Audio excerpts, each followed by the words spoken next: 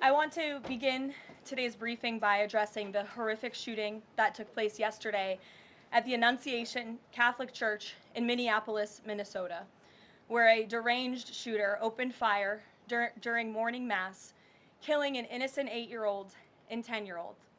14 other children and 3 adults were also injured during this horrible tragedy. This was the first morning mass of the school year for these beautiful, innocent children, and this sacred religious service was desecrated by an evil monster. We are all eternally grateful to the heroic law enforcement officers and first responders whose courage and swift response aided all of those impacted by this horrible tragedy. As Director Kash Patel confirmed yesterday, the FBI is currently investigating this shooting as an act of domestic terrorism and a hate crime targeting Catholics. President Trump signed a proclamation yesterday following his call with the governor of Minnesota, Tim Walz, acknowledging the victims and their families and directing flags to be flown at half-mast. President Trump and the First Lady encouraged the entire nation to join all of us in praying for the victims and their families as they face unimaginable grief and loss. Thanks, Karoline. I have 2 questions for you. Sure. Democrats, including former White House Press Secretary Jen Psaki and Minneapolis Mayor Jacob Frey, attacked prayer and pushed gun control in the aftermath of yesterday's shooting. What's the White House's response to their comments?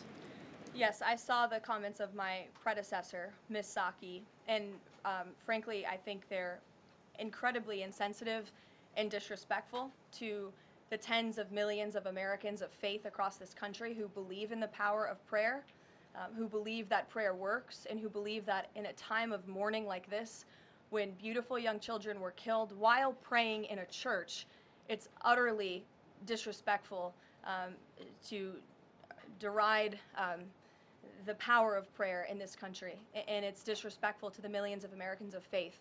And I would encourage Ms. Psaki to pray for these families themselves, who need it right now more than ever. My second question for you is that there have been media outlets who have glazed over the fact that the shooter was confused in their gender identity. Does the administration believe that this element needs to be investigated in the shooting? All of the elements are being investigated in the shooting, absolutely. Which is why part of the reason the FBI director came out and immediately confirmed that facet of the investigation.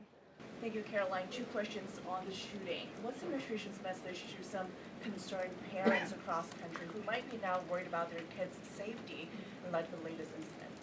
We completely and totally understand the concerns of parents across the country. This tragedy it's heartbreaking. As a parent myself, there are no words to describe just the heartbreak that these families must be enduring, which is why the President and the First Lady have encouraged everyone to continue to pray for these families and these victims. And it's why this administration is focused on removing public safety threats from our communities. And in fact, I can share with all of you that last night in Washington, D.C., when arrests were being made, there was an arrest of a juvenile right here in D.C. in Ward 7 for threats to kidnap and injure, receiving stolen property, possession of a large capacity feeding device, unlawful possession of firearms and ammunition. A search warrant was executed, 7 firearms were recovered, and the juvenile was arrested after an investigation was initiated based on social media posts allegedly threatening violence towards a school.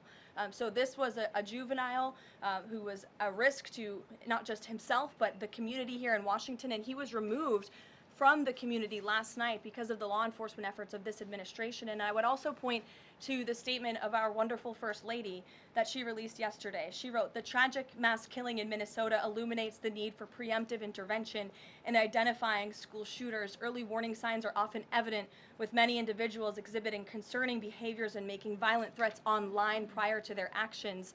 We encourage all Americans, as the old saying goes, if you see something, say something. If you see warning signs or threats, report it to law enforcement. This administration, federal law enforcement, will take those reports and those threats seriously. They will be treated as a law enforcement emergency, and we will act accordingly." And on the First Lady's statement, would the administration consider ramping up resources on these fronts to parents and schools across the country to help them look into these signs and prevent more tragedies?